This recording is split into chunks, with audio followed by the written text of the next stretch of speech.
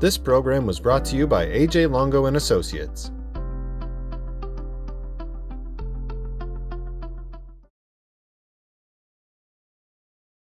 From the Pasadena Media Center, good evening.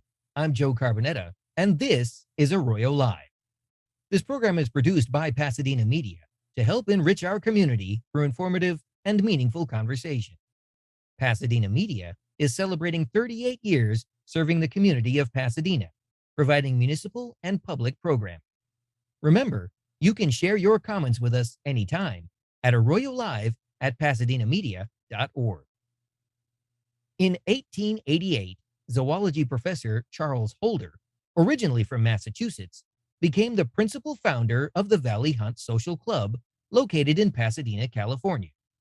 In 1890, a mere 2 years later, the Valley Hunt Club sponsored the first Rose Parade, conceived to promote Pasadena as a warm weather travel destination.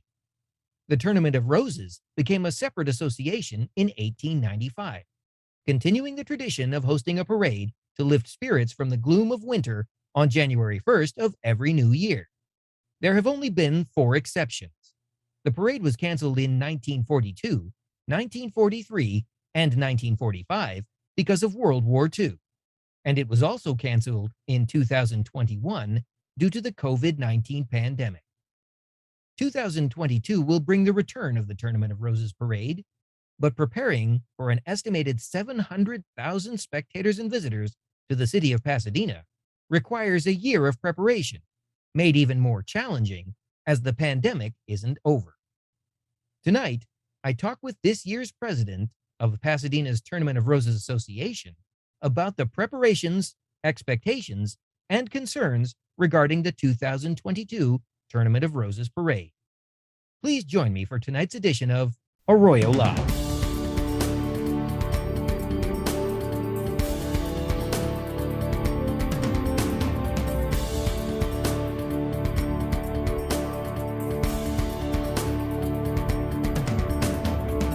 Joining me is Tournament of Roses president and chairman of the board, Mr. Bob Miller. Thank you for joining me. It's my pleasure to be here today, Joe. I'd like to ask you at the top here to tell our viewers at home a little bit more about yourself and the organization, please. So I am both the 2021 and, as it turned out, 2022 president and chairman of the board of the Pasadena Tournament of Roses Association. I'm the first-time 2-year president and chairman due to COVID-19 and the pandemic, and we can maybe talk a little bit more about that later. As the president of the parade and the game, I preside over the parade and the game this year. As the chairman of the board of the association, I preside over our executive committee and our board of directors to help guide the organization into the future. It's always a lot of work to put on this parade every year, but it's made even more difficult as a result of the pandemic. But before we get into all that, let's take a step back. What does it entail to put on this parade in a normal year? Well, in a normal year, 935 volunteer members and a staff of about 30 to 35 full-time employees and part-time people work to produce a parade that typically includes roughly 6,500 to 7,500 participants, is supported by literally hundreds, if not thousands of additional people that support all of those participants. We typically put down the street between 40 and 45 floats, between 19 and 23 vans, usually 18 to 20 equestrian units, and a number of tournament entries units. We work with several broadcast outlets, which distribute our parade to over 40 million domestic viewers and somewhere in the neighborhood of 15 to 25 million international viewers. We work in close collaboration with the city of Pasadena and a number of other public agencies to produce what we like to think of as the world's most significant and beautiful floral parade. This is, again, quite a bit of work and not something that you put together in a couple of months. Is that correct? That's correct. You know, we like to say, because it's true, that planning for next year's parade begins on January 2nd of any given year. But the truth of the matter is that as you are a president and as you are approaching the parade, she or he president typically is planning their parade with their spouse or significant other several years in advance. You're saying several years, not even a single year, but several years in advance. Right, because it takes time to consider the message you want to convey by virtue of the theme of your parade. Once that is conceived, it takes time to begin to develop the elements associated with that. We usually work with our marketing team and outside agencies to develop artwork and a variety of other things associated with the theme. We start thinking about our grand marshal. We certainly start working with our bands and our music committee. Bands are selected anywhere from 18 to 24 months ahead of time to provide them time to fundraise, and we can talk more about that later if you'd like. It's very complicated. I mean, this is it's a 2-hour television entertainment program that we produce annually, and it has an enormous number of moving pieces, including significant entertainment elements, engagement elements, poignant moments, all of those types of things. And that's a big endeavor. So it typically takes several years to put your concept and your parade together. And as we mentioned just a few moments ago, last year's parade was canceled, but there was a virtual element. Is that correct? But we decided that America's New Year's celebration, basically a celebration of new beginnings every year, should not go unrecognized in January 1 of 2021. So we produced a major television special, if you will, which is a bit of a retrospective on our parade in years gone by. But it also featured significant talent from lots of talent from out of the Nashville area, for example. It highlighted our bands, it highlighted our floats from years gone by, our equestrian units, and our grand marshals and our royal court. And it was really a celebration and a reminder to America that even though we couldn't bring your parade on January 1 of 2021, we would be back as soon as the pandemic allowed that to occur. How difficult was the decision to cancel the parade last year? Well, there were three North Star guiding lights as we considered what we needed to consider. The first was public health and safety, and every decision that we made was, if you will, guided by a decision to make certain that we would maintain the safety of all of our guests who attend the parade as well as the game, our volunteers, our staff. The second consideration had to do that we caused as minimal harm as possible, not only to ourselves as an association in terms of financial loss, financial risk, but also to all of the entities that work with us, whether they be participants such as our flow participants and principally our band participants or equestrian participants, for example, or all of our builders, our vendors and suppliers who were incurring significant financial difficulties as a result of that. And then the final consideration was to maintain as strong of fiscal reserves and as strong a balance sheet as possible to make certain that we could continue to produce our parade and our game for generations to come. But again, public health and safety was our number one concern. The world was experiencing significant death as a result of the pandemic, significant ongoing debilitating illness from the pandemic, as well as financial pain and ruin for many. And we just did not want to further exacerbate or contribute to the problems that everybody was experiencing. So we engaged in a very, very thorough review and determined by July or August of 2019 that we had to make a decision, and we did so. And I could provide a little more detail about that if you'd like a little bit later. Well, and certainly the decision was the correct one to make in the face of such overwhelming trouble caused by the pandemic. But there's also a loss incurred by the city in the form of a lack of tourism as a result of the parade being canceled. That's also fair to say. Yeah, so annually our parade and game generates between $200 and $250 million to the region, if you will. Primarily LA County, Orange County, aspects of Ventura County. And then of that 250 million, approximately $60 million stays right here in the city of Pasadena. So it was not an easy decision for us to make. However, in the end, it did turn out to be a fairly easy decision because of the risk to public health and safety. Remember, when we made that decision, it was pre-vaccines. It was pre, if you will, a lot of the medications that we have now to help people get through the pandemic or get through the illness associated with COVID-19. So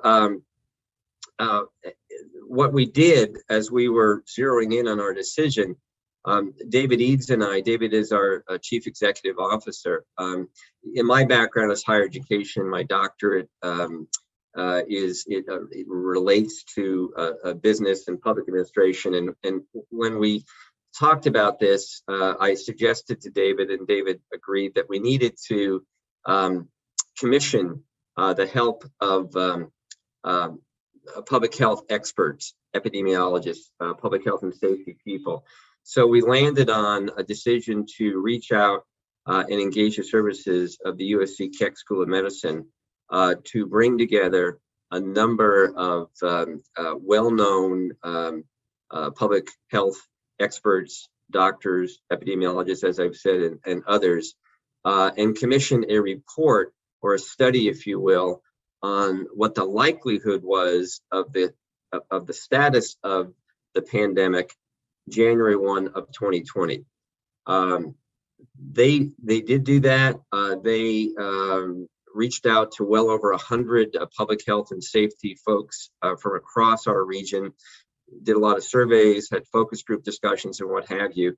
And the end result was a recommendation, two recommendations. One, their crystal ball was not as good as anybody else's, but the likelihood was that we were going to be in the grips of the pandemic during that period of time.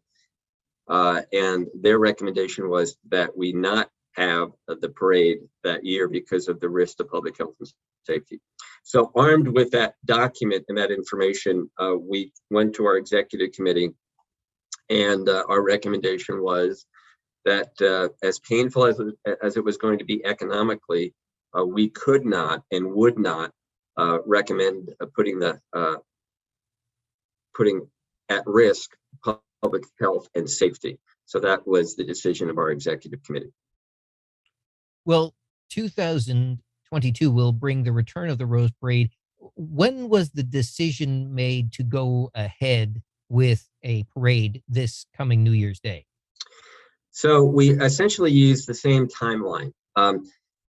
Because of all of the risk that builders take, participants take, vendors take, etc., we knew that we had to make a determination by July, August, this time of 2021, as to whether or not we would have a parade on January 1 of 2022. So we did that. As you well know, in the ensuing time between January 1 of 2021 and July of August of 2021, the vaccines were brought forth. Some of the medications to help with the illness were brought forth. Quality testing was brought forth. Research was brought forth. And so by the time we got to July, August, we further commissioned a second study, if you will, by the Keck folks, but not nearly as exhaustive. And in this particular case, they said, you know what, it looks like you can have a safe parade on January 1 of 2022. So it was in late July, early August of 2021 that we decided to move forward with this parade. Of course, since that time period, we've seen a couple of variants come into play. The most recent is the Omicron variant. And in addition to that, the governor has now reinstituted the mandatory mask wearing between now and January 6th. These are only a couple of the hurdles that you are now faced with. So how difficult is it putting the Rose Parade on this year? What are some of the challenges that you are facing that you've not had to deal with in the past? The shorthand answer is that we are dealing with challenges we've never faced before. We are again focused on public health and safety. We are working in very close collaboration and cooperation with the Pasadena Public Health Department, City of Pasadena, County of LA, State of California, and following all guidelines and implementing all necessary protocols. To be very specific, as you're probably aware, we have both, the state, as it relates to COVID-19, has what they call mega events, and then events of 1,000 or greater inside events. For us, we are actually hosting 3 mega events. A mega event is defined as any event with 10,000 or more in a controlled or ticketed environment where you can control ingress and egress. We have 3 venues within our festival week that week that qualify as mega events. The first is what we call TV Corner, and TV Corner is essentially Green and Orange Grove to Colorado, right turn down to Terrace and Colorado. Within that space, there is roughly 30,000 people, 27,000 to 30,000 people in the grandstands. That is a controlled area. It is a ticketed area.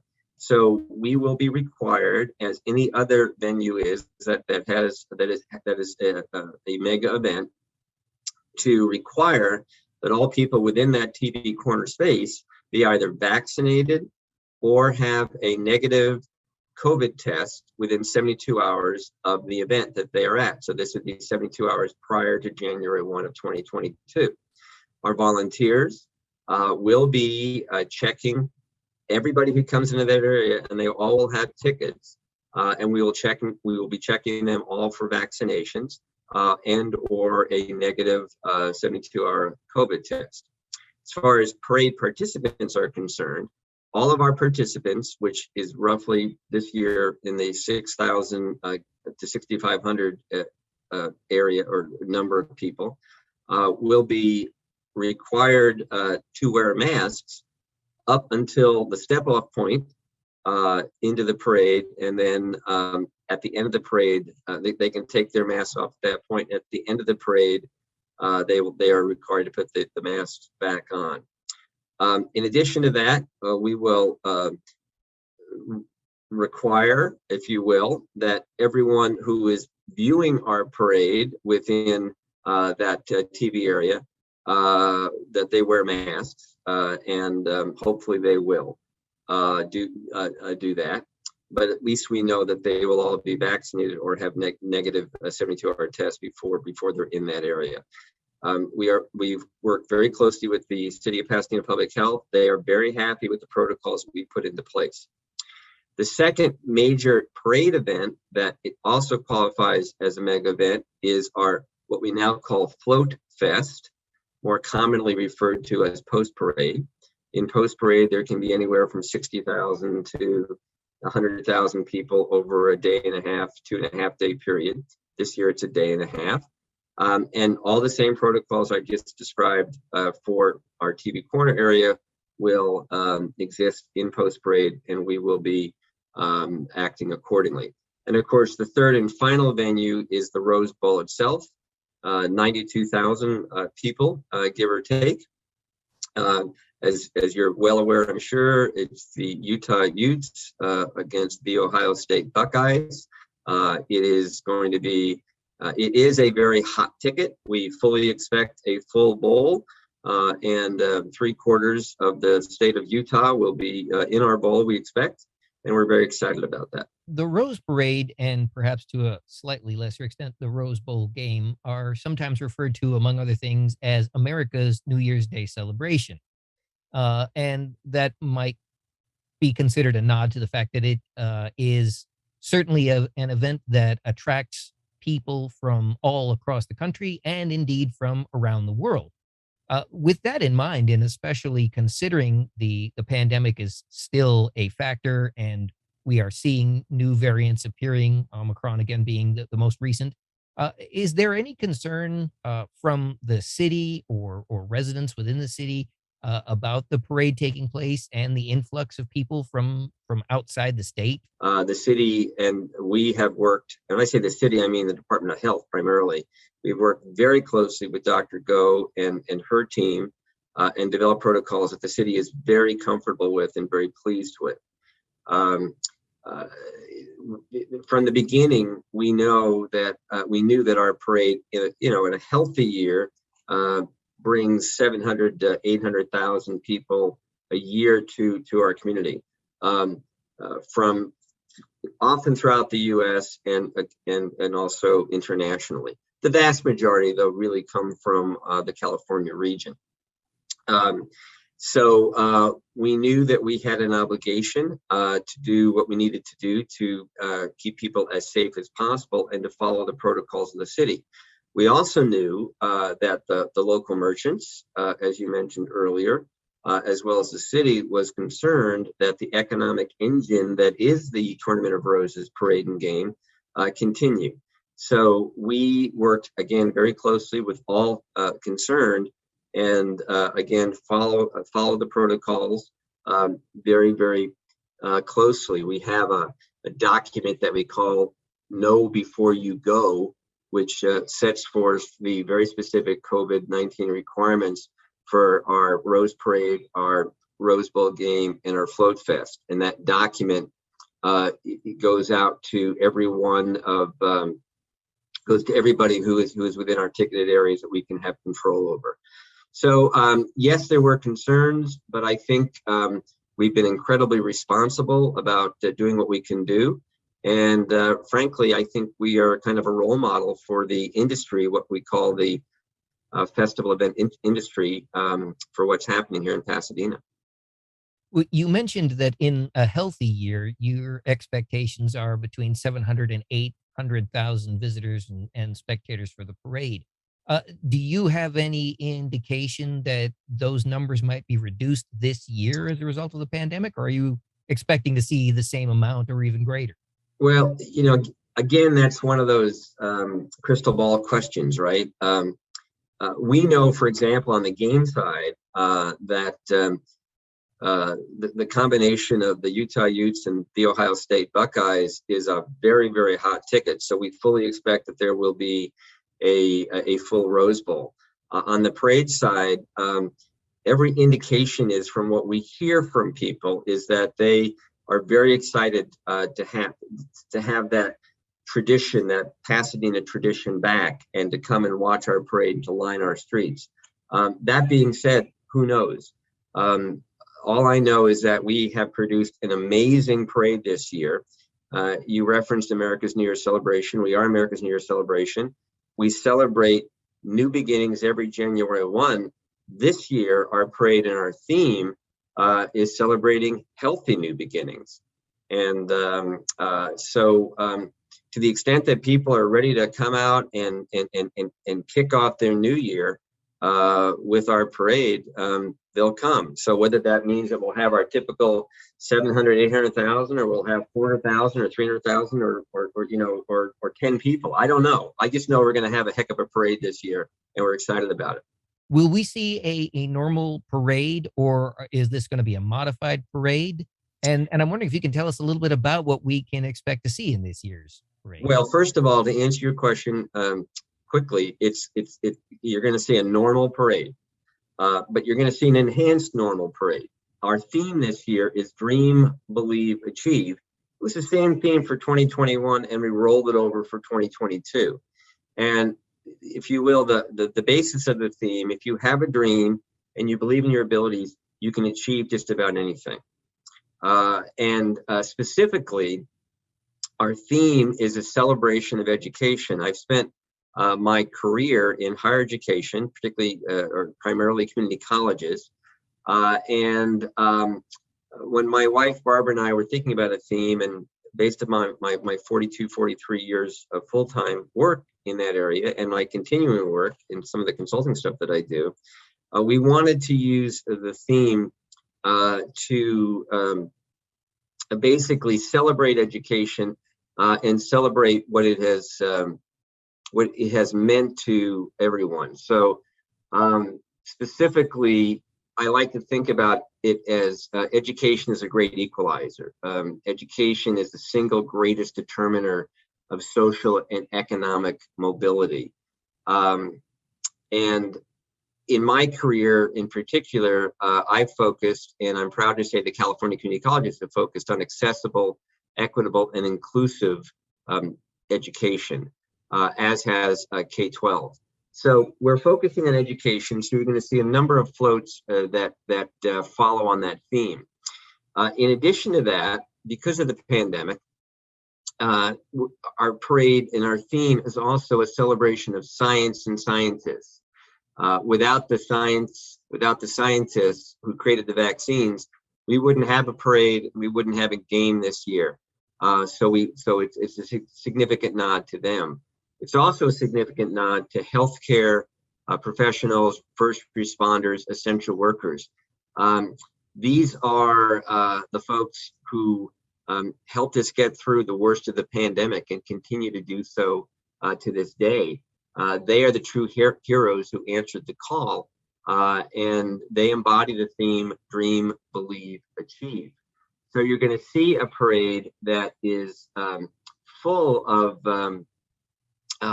floats, of special moments, of entertainment that speak to education, that speak to science and scientists and first responders and healthcare professionals. You're going to see a parade that embodies the notion of dream, believe, achieve.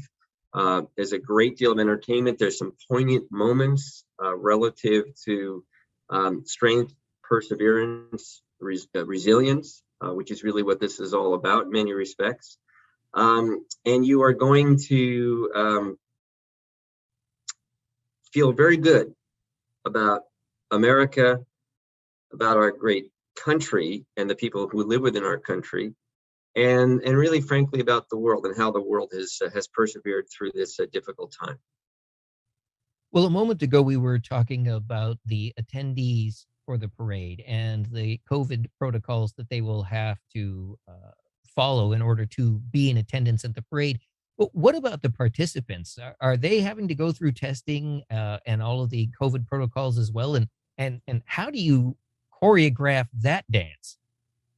So the answer to your question is yes. All of our participants either have to be vaccinated and or provide proof of a negative 72-hour COVID test. The dance has been quite challenging. We have over 5,000 band participants from 19 bands that'll be in the parade, or 20 bands, I should say, that'll be in the parade from all across the country. I'll digress for a second and say that we started with 23 bands, and we lost all 5 of our international bands. We had international bands from Italy, Sweden, Japan, Taiwan, and Panama lined up, but because of restrictions in their countries, they could not come. So we were able to make some adjustments, and we ended up with 19, but every one of those bands had to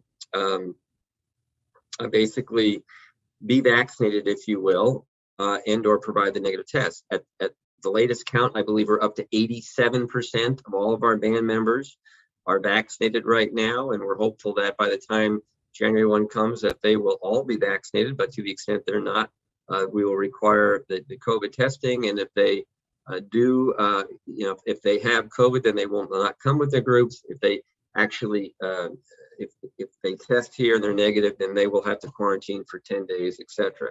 We're going to follow all those COVID rules. Same thing applies to all of our float participants and all the float riders, our builders, all the operators, our equestrian units, anybody, our volunteers, anybody who's associated with that parade is either vaccinated or will have to show the negative test.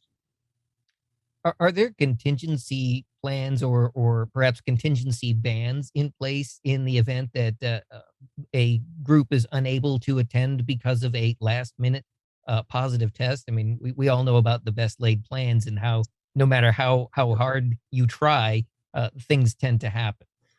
The answer is basically no, but the reality is that, and we're very grateful for this. Every band, every equestrian unit, every float participant has taken the city of Pasadena's public health department protocols requirements very, very seriously.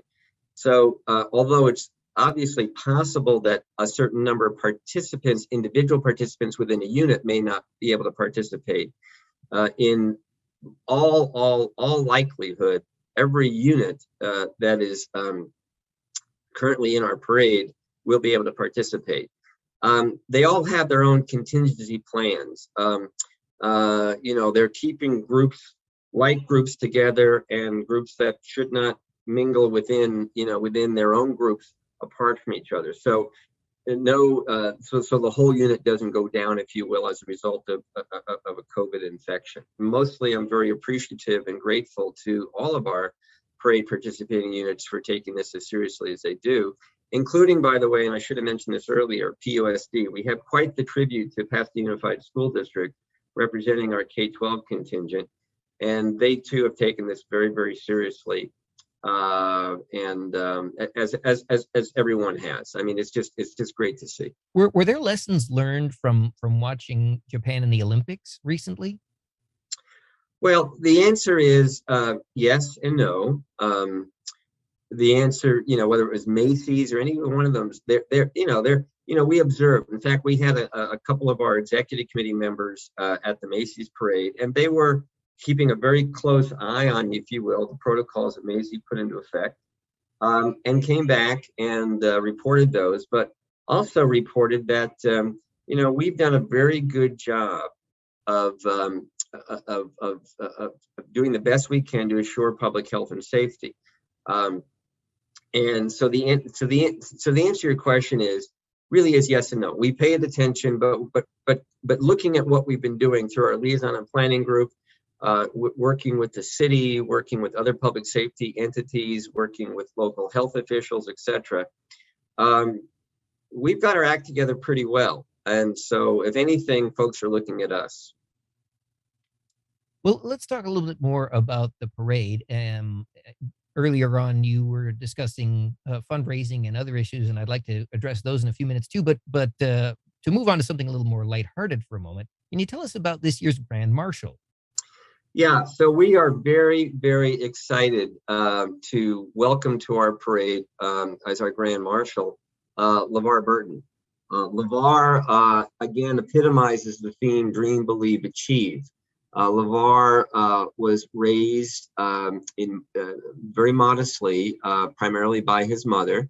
His mother was a teacher, an educator, and really promoted very strongly the notion of education and literacy in her home for LeVar and his brother. LeVar, as I think most people know, don't necessarily know this, but he ended up with a scholarship in drama to University of Southern California. And in 1977, a gentleman by the name of David Wolper with Wolper Productions and ABC Television was looking for an individual to play the pivotal character in the television series Roots, which was a breakthrough series that really depicted for America and the world the brutality of slavery and its effects on generations of African Americans, effects of which we continue to feel today.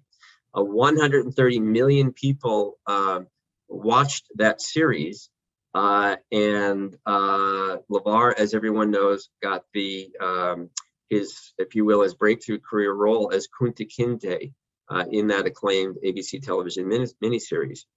LeVar went on to great acclaim. Probably his biggest role was in Star Trek.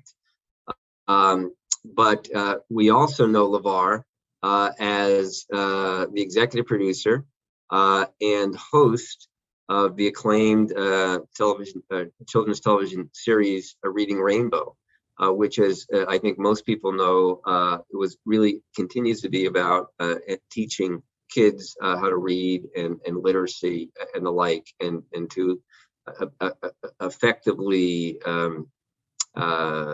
just learn to love reading and how the world opens up. So we believe that he epitomizes the theme in terms of his background, in terms of who he represents. He's an incredibly charismatic and wonderful individual. He has gone on to great success as an actor and also as a director. And we can't wait to have him join us. Well, I'd like to ask a little bit about the selection process. How did you come to LeVar Burton as this year's Grand Marshal, and what does the selection process usually entail?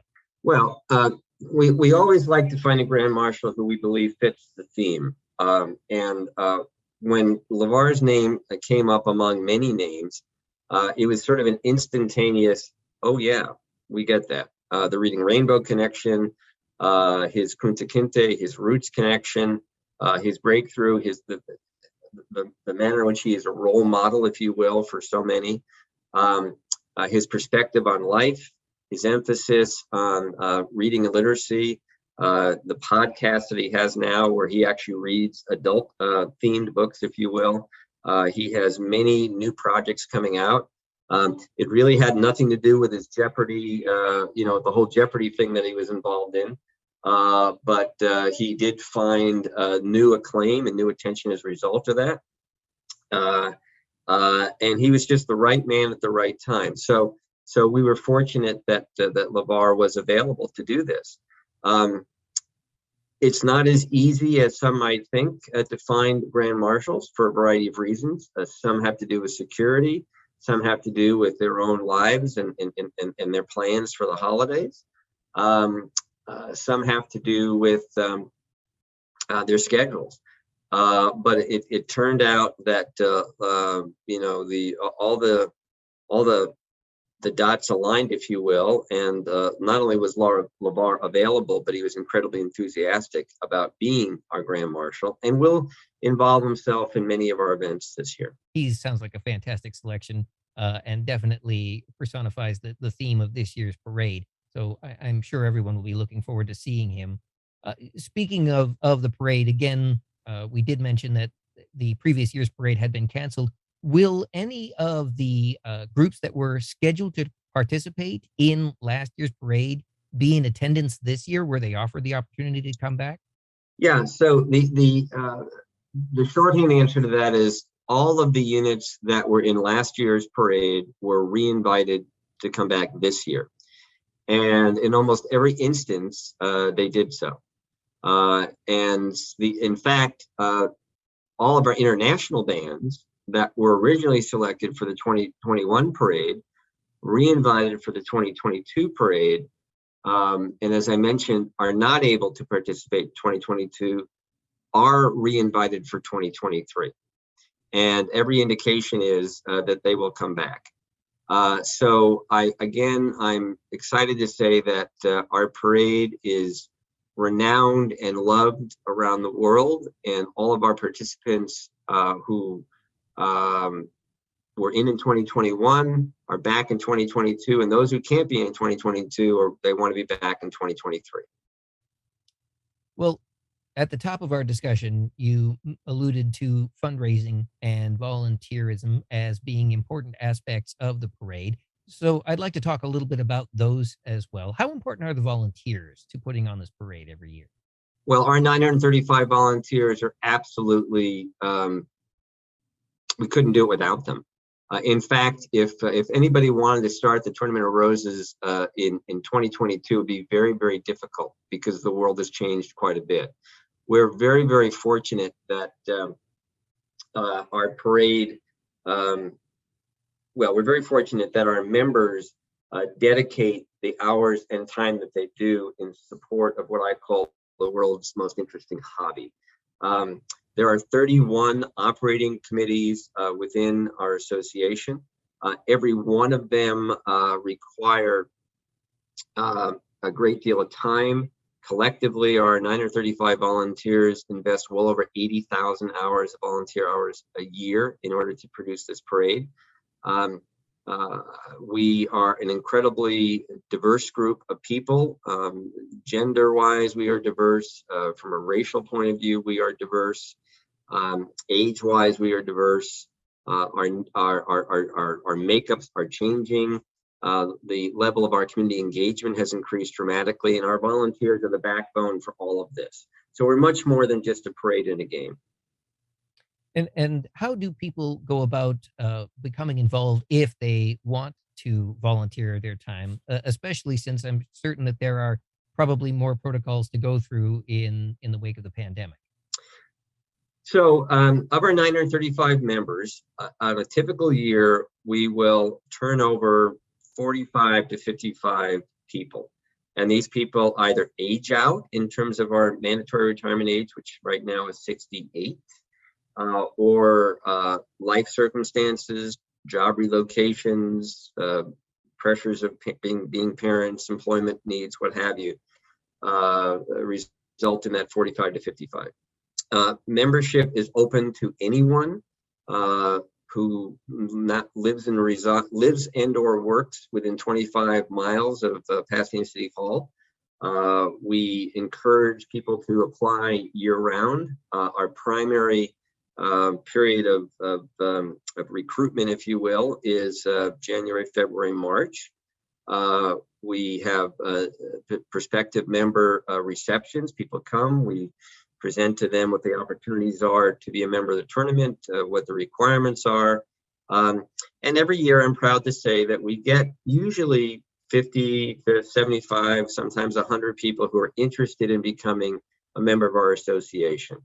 And as I said, we will often take 50 or more every year. And sometimes we take the whole class, and sometimes we hold over a certain number for whatever reason, and we pick them up the following year. We are an incredibly inclusive organization. So all come, whatever your age. We have to be 21 or older, but 21 to 65. We've taken many people who are older, if you will. We've taken many people who are younger. So if people do want to volunteer, where do they go to sign up? So if they go to our website, tournamentofroses.com, under the parade side, there's a membership link there that they can get more information. They can certainly send me an email at rmiller@tournamentofroses.com, and I'll respond. But just let us know. And watch for usually we have ads going in various local papers, again, during the first quarter of the year. So there's lots of ways that we reach out to them and they can reach out to us. Well, it's certainly no secret that with 700 to 800,000 spectators every year, the parade brings in a lot of money for the region. We were discussing that also at the top of the show. But it's also an enormous expenditure to put on a parade of this size. So let's talk a little bit about fundraising. What goes into that? Well, so the cost of the parade, and it's kind of hard to nail it completely down, but it's somewhere between $4 and $6 million a year. The primary revenue source for the association is the Rose Bowl game.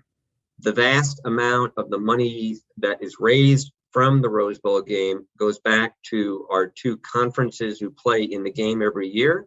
Typically, that's the Pac-12 and the Big Ten.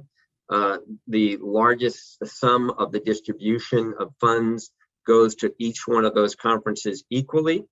And then the association earns a certain amount of money every year that is left over. It is from those proceeds that the majority of the money to get our parade down the street occurs, and that's how we fund, if you will, the majority of the parade. Parade itself does not generate a lot of revenue. It's not highly monetized, but we do have sponsorships for certain of our events. We do have very modest entry fees for our float participants, etc. Well, I'm sorry. Were you? Did you have more you were going to add to that? Well, I just said etc. So it's a bad way to do it. I was just going to say that we have some merchandising revenue, we have some vendor revenue tied to food services, but really not a lot. Really, it's the game revenue that drives the parade every year. And frankly, without the game, we would not be able to produce as grand a parade as we do every year. Well, just I guess out of curiosity, in the wake of the governor reinstituting the mask mandate, will we see any of the participants being masked during the parade? Certainly, it'll be difficult to wear a mask and play a tuba. But for some of the non-band members, will they be masked or unmasked? There is not a requirement for them to be masked in the parade, but to the extent that some are more comfortable being masked, certainly we would not. We are not going to say no to that. There are people that, for example, are on the Donate Life float that are organ recipients, and so some of those folks may be masked. But there's not a requirement. But again, we are following the protocols and the requirements of the City of Pasadena Public Health Department. Well, earlier you did mention it's going to be a very exciting Rose Parade this year. Are there any special surprises or special guests that you can tell us about that will be in this year's parade? Well, we will be announcing the talent for our opening show, our mid-parade show, which is hosted by Louisiana Tourism this year, and our ending show next week. So I don't want to get in front of the press release. I will tell you about one in particular, very exciting float that we've got, although quite frankly, and of course I'm prejudiced because it happens to be Barb's in my parade this year. We have an amazing parade full of incredibly wonderful floats that are very theme relevant, amazing bands that show a really significant talent and skills and what have you. And I think people will love that. But we have one float that I love just a great deal, and it's called A Salute to America's Band Directors. And the behind the backstory to that is in Columbus, Ohio, a gentleman by the name of Mike Sewell was a band director for the Columbus High School for many, many decades. Unfortunately, Mr. Sewell passed away a few years back, and a foundation was started in his honor. Long story endless, his wife came to me a few years ago and said, I want to put a float in the parade that celebrates Mike. And I said, well, that's a great idea, Karen, but we're a national parade, we're a global parade. Let's talk about what we might be able to do. And I talked about the theme, and I talked about education and what have you. And what we came up with is a float, that is a celebration of America's band directors, 60+ foot float. And what's unique about this float is the catchphrase, "We teach music, we teach life." Being in a band is much more than playing an instrument or learning how to march. It's really about work ethic and critical thinking and teamwork and discipline. It's about life skills that go with you forever. And I said to her, what if we use the float as a means to promote music education, the performing arts, and bring light and sunshine to educators in general. Long story again short, that was what they did. They pulled it off.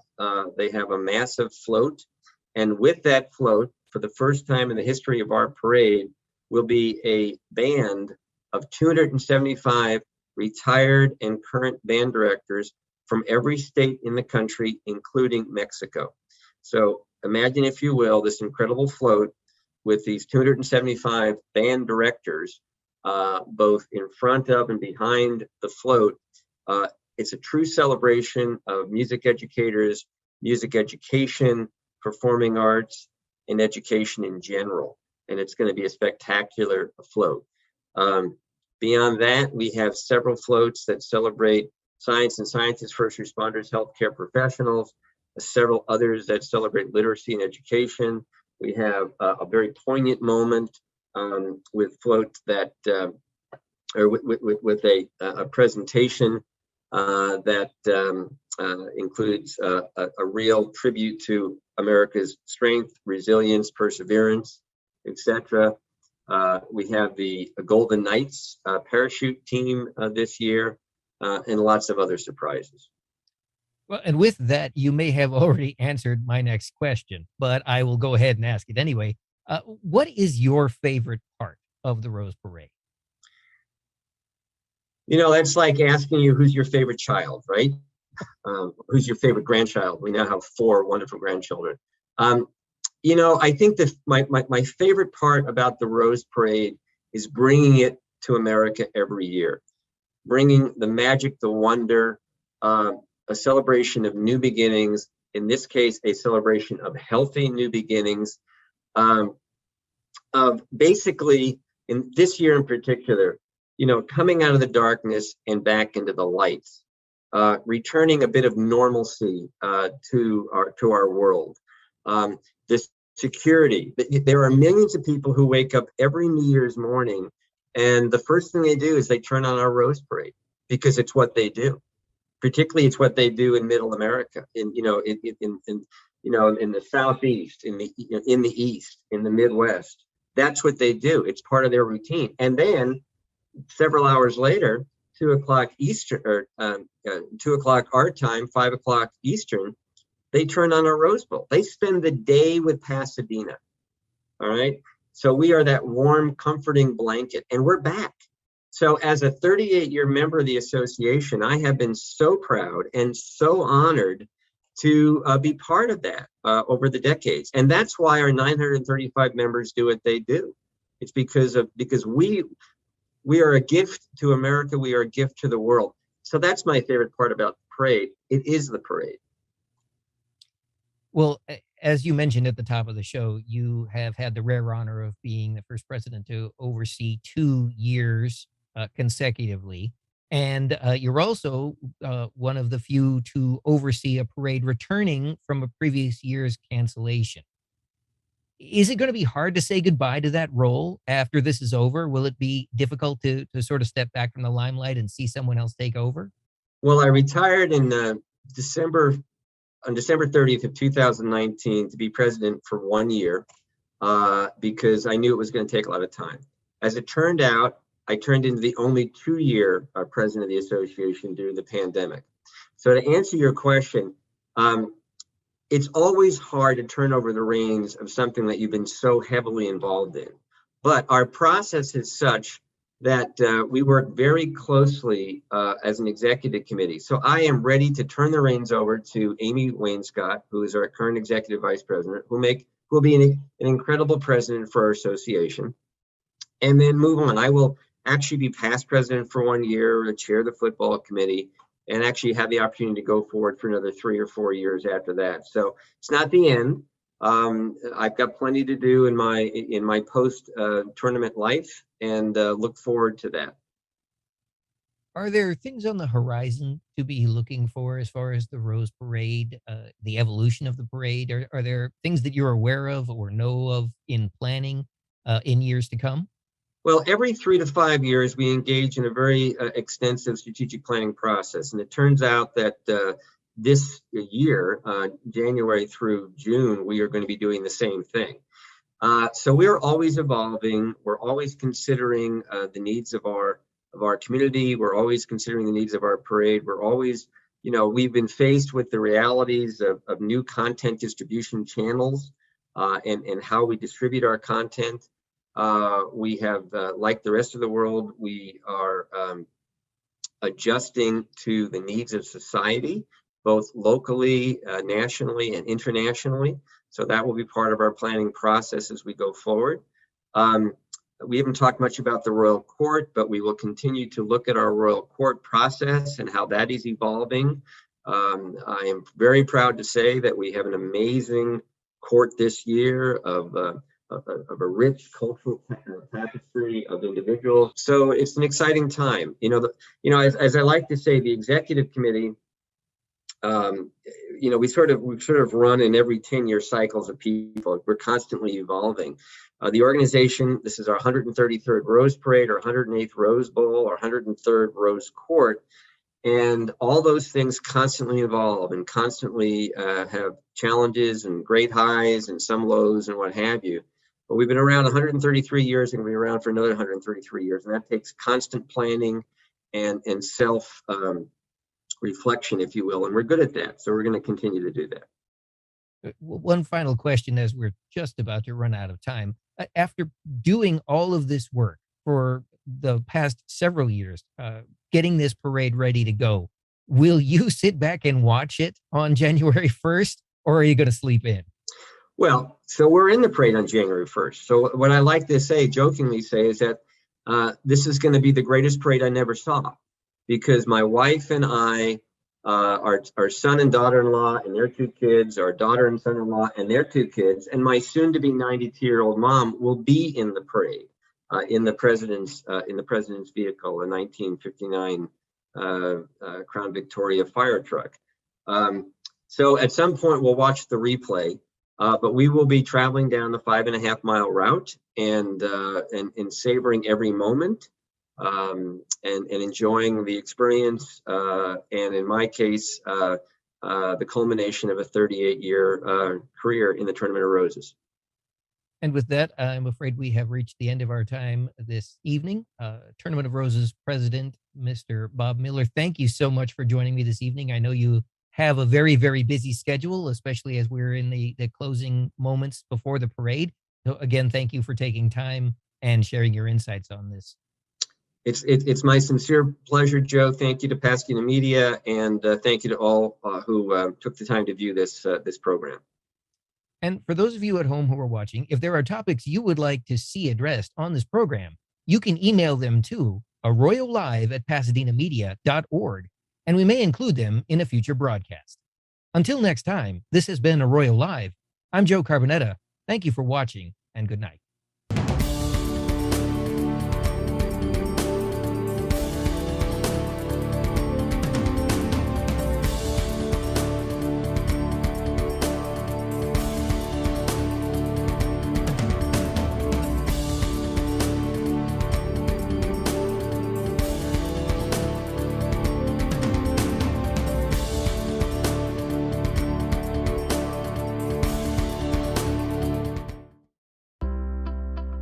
This program was brought to you by AJ Longo and Associates.